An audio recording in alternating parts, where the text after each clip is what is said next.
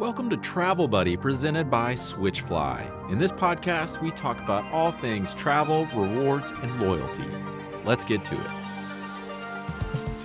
Hello, Nowell, and welcome back to another episode of the Travel Buddy podcast. Today, you are wearing your Bruce the Cow shirt. I am. For those for those who are just listening and can't actually see you, what is Bruce the Cow? Can you just give us a quick update on that? Bruce the Cow there's a guy on Instagram, TikTok, YouTube, all the social media channels who has raised this cow since it was like 3 days old. And he makes really funny, comical videos about trying to make stuff in his kitchen. And the cow comes in and just starts eating stuff. So he'll be trying to make pancakes or trying to make pasta or trying to make that. And the cow just like takes the stuff out and makes a huge mess. It's funny because sometimes to lighten the mood, even internally with the company, I'll show these videos to people. I actually tried to hire him to do a video for me, right? Like a 1-minute video. And then I got the price for his agent, went, whoa, like no way. Really? I won't say how much it was, but I was like, man, it's good to be you, right? So wow, really? Mhm. For a guy that has a cow in his kitchen. In his But kitchen. of course, right. the advertising and the brand and all that has developed into a whole Oh, yeah. legit business with an agent. And all. Gosh, Yeah. man, Yeah, it's the crazy. internet is so crazy. I love that. Yeah, it makes you want to. I mean, the interesting thing, I was here meeting with Japan Airlines, and we were talking about Bruce the Cow, and I was showing it to people. It's my wife is probably, if she's seeing this, she's like, "You're an idiot," right? But Japan Airlines, we were talking about the hot dog eating champions. You know how the people that have the scenes on Instagram where their dogs are sitting at the table and they're feeding them? Yeah. I'm like, Yeah. someone needs to have man versus dog hot dog eating contest. Like Ooh. my yellow lab could crush that. Absolutely. What's crush it. the guy who was the Nathan's winner for years? Yeah. He was Japanese, right? Correct. Correct. And we were having that conversation about him, and I was like, he might be really good, but my dog can probably like clock him, right? But Bruce the Cow would probably eat the whole Bruce the bowl in Cow would one probably go. eat the whole thing, but like, and so then I was like, oh, I should make an Instagram channel with my dogs to see who could eat more hot dogs, and then there'd probably be a big mess on the floor. I have learned never to criticize an idea for a YouTube or Instagram channel because I have seen the craziest things become so valuable. So go for it. It's crazy. God be with you. Okay, so today we're going to talk about you had a very long trip, a 6-month trip in South America. And I want to hear what this experience has been like. What was that like for you? What was it like traveling, and what takeaways do you have living in here in America and in Normalville? Yeah, give us a rundown. So 10 years ago, right? And I had, it's one of these weird life journeys, right? Where you realize like everybody's carrying around a bucket of stuff in their life, and it's okay to dump it, right? And I, at that time, owned a private air charter business, and I dumped it all. I mean, I got rid of the business. I sold the airplanes. I fired people. Like we just got rid of it, right? And the outcome of that was, okay, I need a break. It's a good time to take the kids out of school because they were in middle school and basically, the late stage of elementary school. And so we were like, you know what? I've always, like, if you asked me 10 years ago, what do you want to do with your kids? My answer would be, I want to take a year off with the kids. That was the thing. And you're like, here's the right moment in time to do this. And so literally 10 years ago, almost to the day, we had bought a Forerunner. We had basically rented out our house to a lady who's going to take care of our dogs and our chickens and our cat and all that other stuff. And I drove to Houston. I put the car in a shipping container that then shipped to Chile. And then we got on an airplane on January 6th, 2015. So almost 10 years ago, flew to Chile, went to where the shipping port comes in. Out came the truck in a shipping container, open it up, paid the agent forms.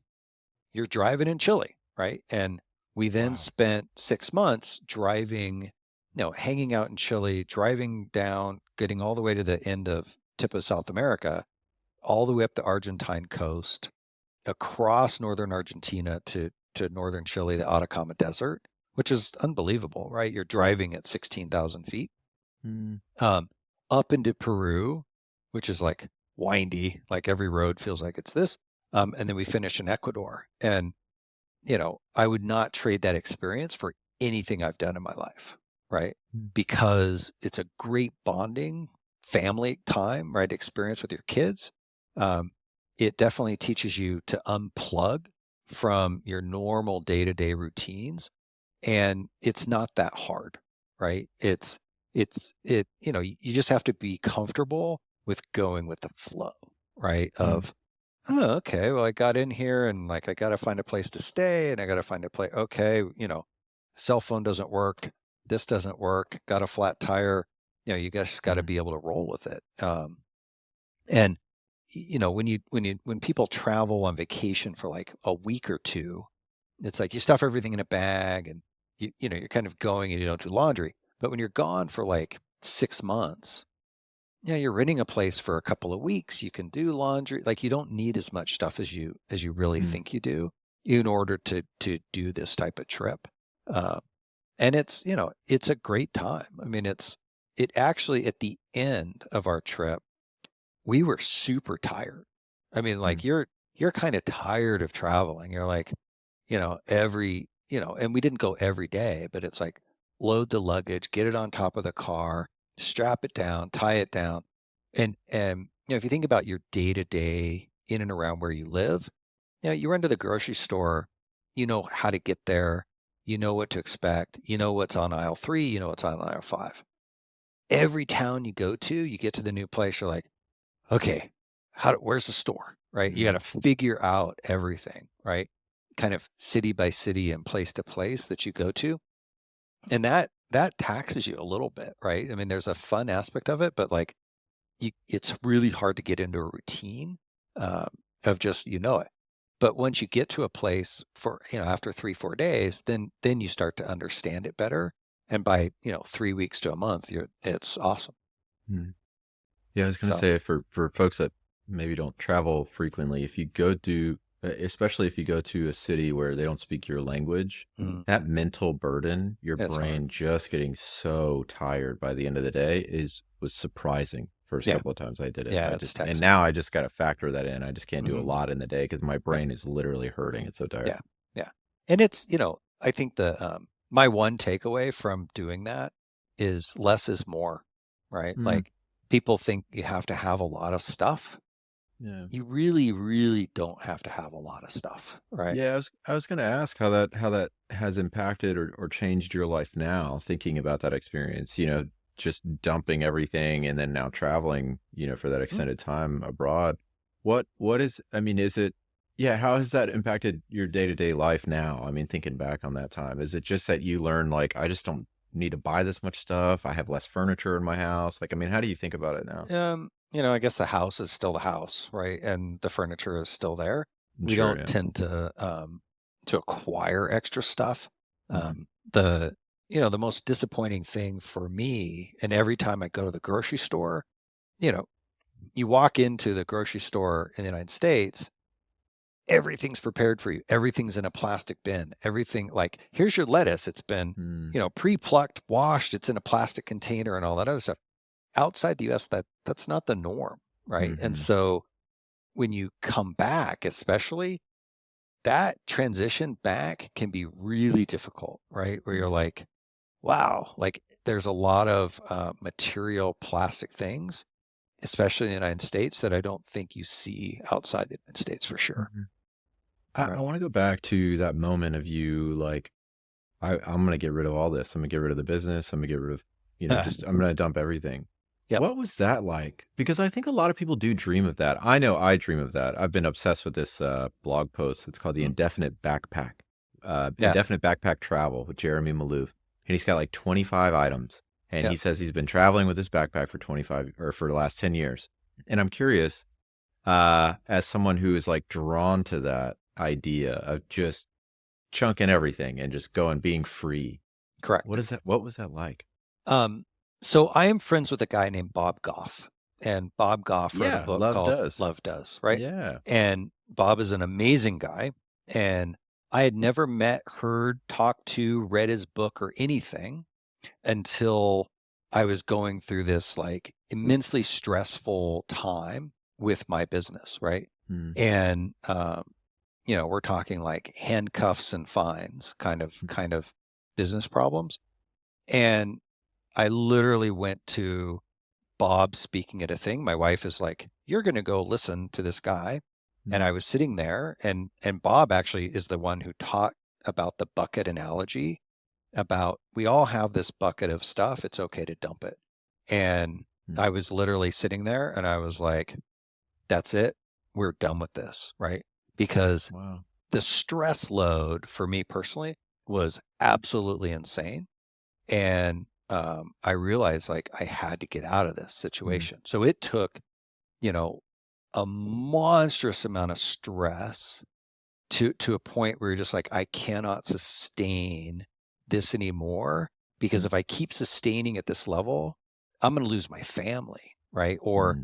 you know, God forbid I could end up in jail, like crazy stuff like that. And then you just realize like we're doing it, right? And there's that fear, that innate fear of, well, what happens if I don't have a job? I don't have a this and I don't have a that. And kind of my answer to people is, it will be okay, right? You might come back, and yes, you might have to work a crazy job. Like when I came back, I did consulting, right? I was just like, Hmm. I put my name out there and I started, and I got a couple of consulting projects, and then things started going again. But like, it Hmm. was it was one of those things that you have to truly have a little faith that you can go do this, and when you come back, it'll be okay, right? You're not going to be destitute, right? You're not going to end up being the person on the street with the sign, right? Um, and everyone manages their finances differently, but I've always had this innate fear of failure, right? Hmm. And so that took a lot, but once you do it and once you get going, it's unbelievably great. It's great for your soul, right? To basically switch off things, and then you also get a fresh perspective, right? Which Hmm. is good. That is so comforting to hear. You don't know this is conversation is an answer to prayer. I've been thinking so much about this kind of stuff. Mm-hmm. That because last year had a baby, started a Mm-hmm. business from scratch after getting laid off, Correct. and that's a lot of stress. I'm not It going is. to jail, hopefully, but it is very, very stressful. And I've been just so drawn to like, what would it look like if I lived in a tiny house and Mm-hmm. I had no expenses, And I mean, just drawn to this Yeah. idea. So I'm very, very encouraged to hear you say that it is freeing and you're going to be okay. Yeah. Yeah. I think you have to have faith, right? And I mean, that's the one thing that Bob taught me, which is, it's okay, Mm-hmm. right? It, and Bob talks a lot about love and basically, getting it done. He, like, if you ever talk to him on the phone, he's a little crazy where it's like, hey, I have this idea. And he's like, all right, let's do it. Let's go. Like tomorrow, right? And kind of has carried that. And you Huh. try to do some of that, but you're like, whoa, dude, like, he was like, let's quit your job.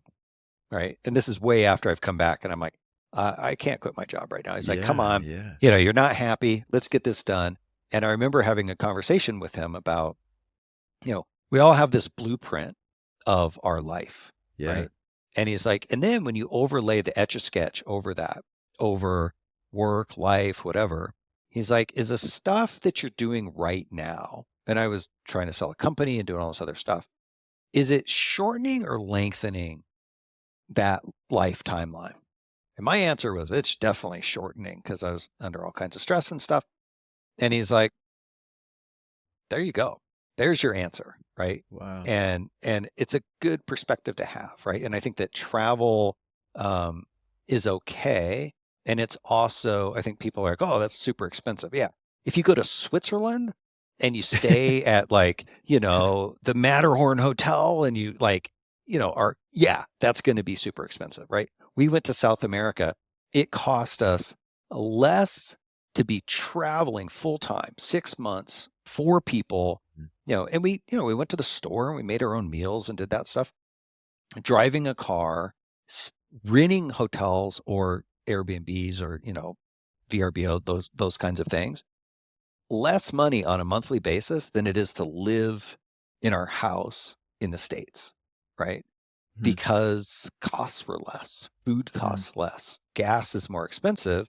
But when hey, the kids don't have piano and there's no guitar lessons, and we can shut off this and we can shut off that and we can do whatever, all of a sudden you realize, like, it's not that expensive to do this, right?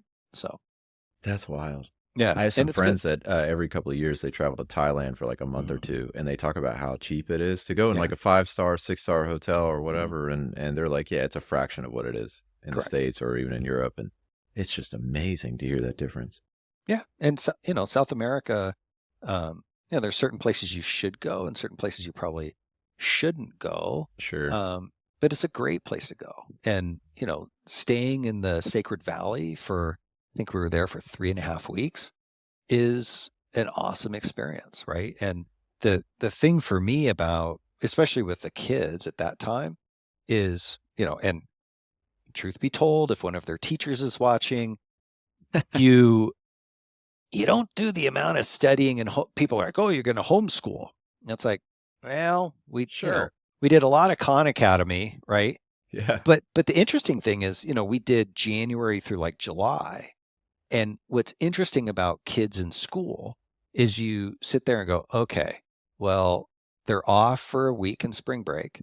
They have standardized testing, right? Mm. They do standardized testing prep. They have all these days.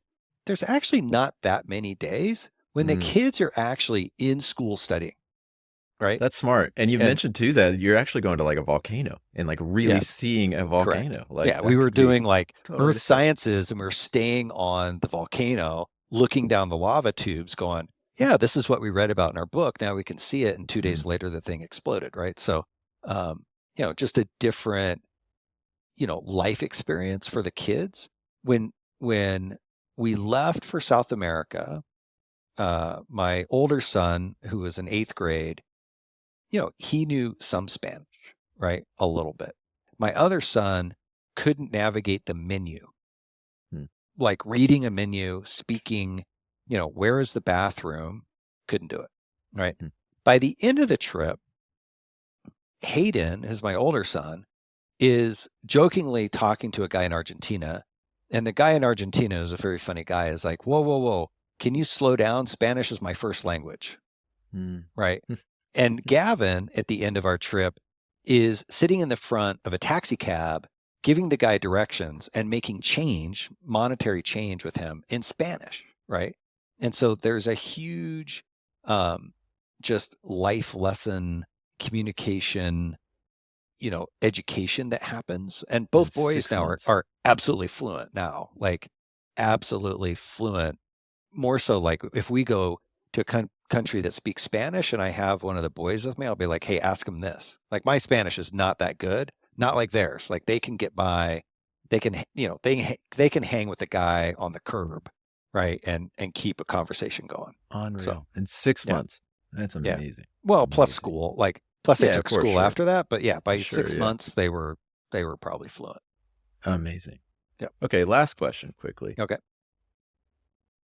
Imagine Uh-oh. you're talking to somebody who is on that precipice, 10 years ago, mega stressed, Yep. thinking like I want to make a change. There's Mhm. got to be something that I can do to just change my situation, get back to the things that I really value in life, like you're talking Sure. about. And I know travel is a huge component of that. Mhm. And you being on the other side of this 10 years later and seeing how it worked out, what would you say to them? Don't hesitate. Right. And it's okay. I think the thing I would tell them is it'll be okay. Right. So, you know, everyone has different stressors, right? That come into play, kids, family, all that other stuff. Um, I haven't met a person who has taken time off like that and at the end comes back and is like, yuck. Right. And, Hmm. if I go back to the bucket analogy from Bob, right? So I have a bucket, it's in my house. and I have loaned the bucket out to people, right? I have also told this story I told it to an employee like one day at old company, and he got up that afternoon and resigned, right? And I was Oh like, gosh. oh, that wasn't my goal, right? But um, but I have loaned my bucket out to people who are in the same thing. Like, I want to leave my job. I'm not sure how. I'm struggling with this, and one person was like deciding if they want to stay in this relationship and some other stuff. And I loan it to them and just take the bucket with you. Right. And, sometimes it takes just a week. A couple times it's taken a couple of months. And the person that comes back is kind of the brighter, shinier version of themselves, right? Where they've made this choice and they are so excited about dumping the bucket, taking the trip, doing the this or doing the that, because they realize, like, stress is a killer, right? And Yeah. you're just in this locked up state, and you have to get through it. Sometimes you need someone to give you a swift kick in the butt, basically, to get it done. But once you do it, and once you're made the decision, the stress kind of stops, right? Mm, And now it's like, okay, let the new journey begin, um, and it'll be okay, right? Like, and anybody, like, if there's a person who's listen, reach out to me, like, I'll talk them through it. It's mm, super easy to do, and there is that innate fear of, should we, how's it going to work? This and those are all logical, normal things. But at the end of the day, it'll be okay. powerful. Yep. I struggled to take last week off for Thanksgiving. Oh, I So worked. I I have worked some on buckets Thursday, to work. Friday, Saturday, and Sunday. Right. Yeah. So, Yeah. Yeah. Yeah. Yeah. welcome back to the real world. But Yeah. it's, I guaranteed there's people out there who are struggling with stuff and making Yeah. decisions, and the world that we live in now and all these other things. And you know Yeah. what? The world's a good place, right? Mm, The world is a good place, and I think it's filled, um, with good people. I don't even want to talk politics, but, like, people are good, right? mm. Even if you go throughout the United States or you go throughout the world, people are generally right. Yeah. And, That's been my experience. engaging with other people to help you learn is also super critically important. So, Yeah. Amen. Amen. We need more of yep, that, for more of sure. that positivity and that hope. So, Noel, thank you. Truly, this is an answer to prayer to have this conversation. I'm really Nice. grateful. And yeah, I'm excited to talk again next time. All right. So we'll see you then. All right. Thanks, Brandon. See you. All right. See you, Yep. Noel. Take care.